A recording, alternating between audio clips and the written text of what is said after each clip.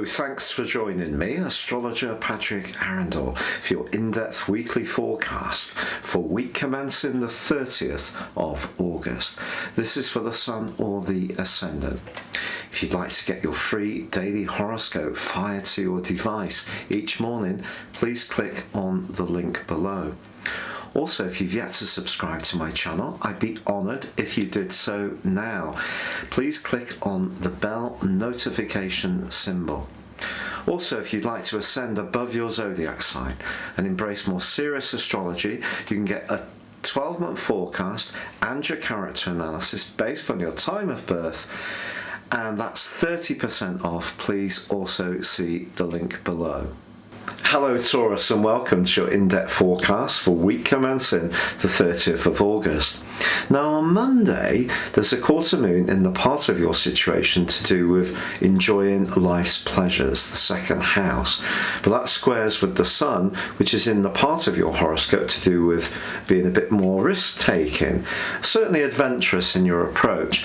This combination across the 5th and 2nd houses can see us want to splash out on the good things in life. If you have been trying to adhere to a diet, this particular influence can test that. But having said that, also on Monday, Mercury moves into a very precise part of your situation to join with Venus. And if you do need to grapple with details, particularly around a creative idea that still is bubbling around, the combination of Mercury with Saturn towards the end of this week and Venus with Jupiter can be brilliant as far as your professional aspirations are concerned, because you'll be able to see the big picture, present your plans in a very solid, well-structured way, but use a fair amount of charm to be persuasive too.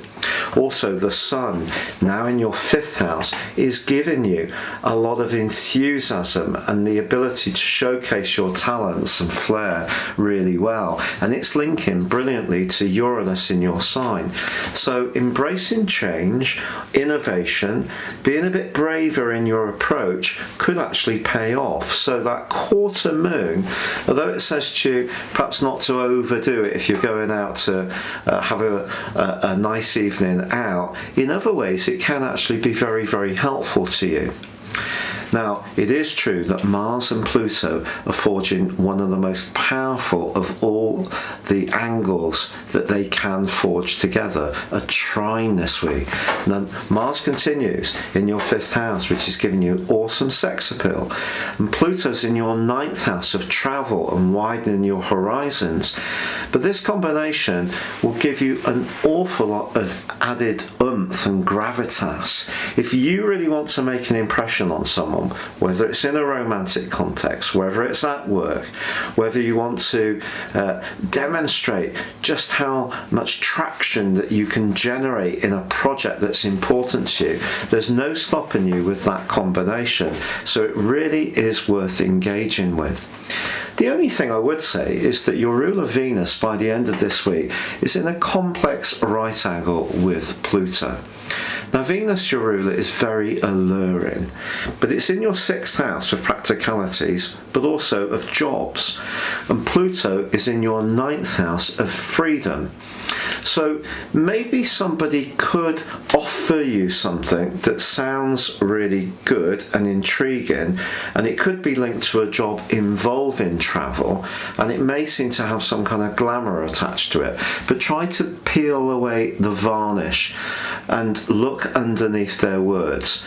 Now, because Mercury and Venus forge such solid links this week to both Saturn and Jupiter, it is possible that something really very substantive can develop around your career.